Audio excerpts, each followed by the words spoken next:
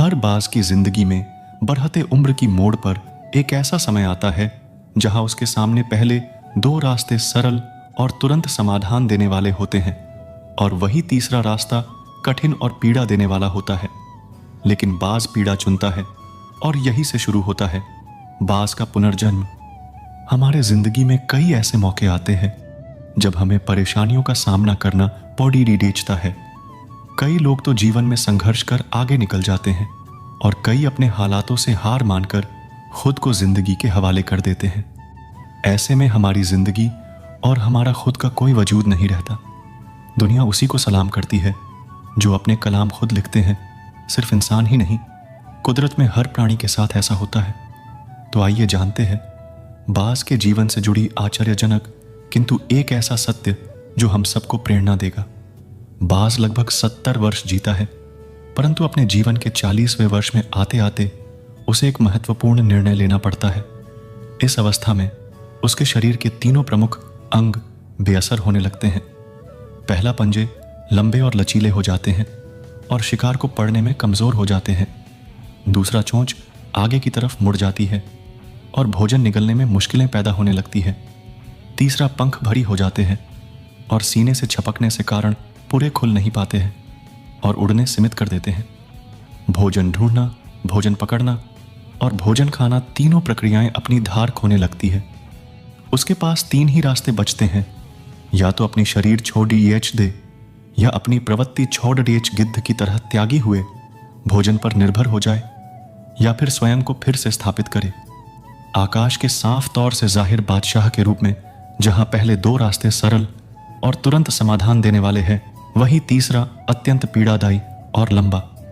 बाज पीड़ा चुनता है और स्वयं को फिर से स्थापित करता है।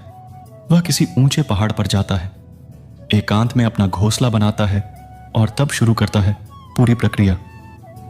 सबसे पहले वह अपनी चोंच चट्टान पर मार मारकर तोड़ा डेश देता है। अपनी चोंच से अधिक पीड़ादायक कुछ भी नहीं है पक्षीराज के लिए। अब वह इंतजार करता है चोंच के फिर से उगाने की, और उसके बाद वह अपने पंजे भी उसी प्रकार तोड़े डेश देता है और इंतजार करना है पंजों का फिर से उगाने का। नई चोंच और पंजे आने के बाद वह अपनी भरी पंखों को एक एक कर नोच कर निकालता है और प्रतीक्षा करता है पंखों की पुनः उगाने का। 50 दिन की पीड़ा और इंतजार, और तब उसे मिलती है वही भव्य और ऊंची उद्यान। इस पुनर्स्थापना के बाद वह ऊर्जा, सम्मान और गरिमा के साथ 30 साल और जीता है। आपने कई बार यह सुना होगा, भगवान भी उसी की मदद करते हैं जो अपनी मदद खुद करता है। आज आपको इसकी मिसाल मिल गई होगी।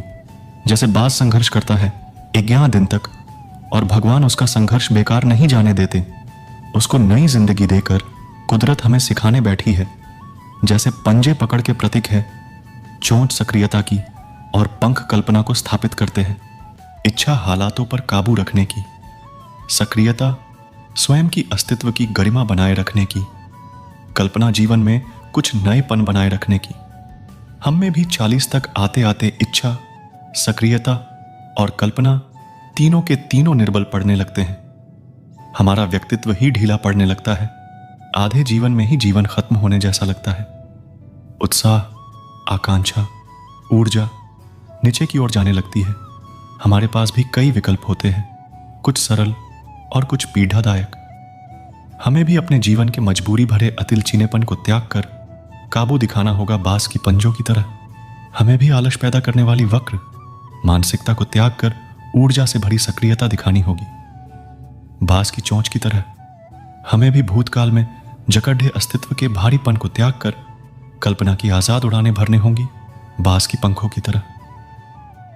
50 दिन ना सही, 1 माह ही बिताया जाए स्वयं को दोबारा स्थापित करने में।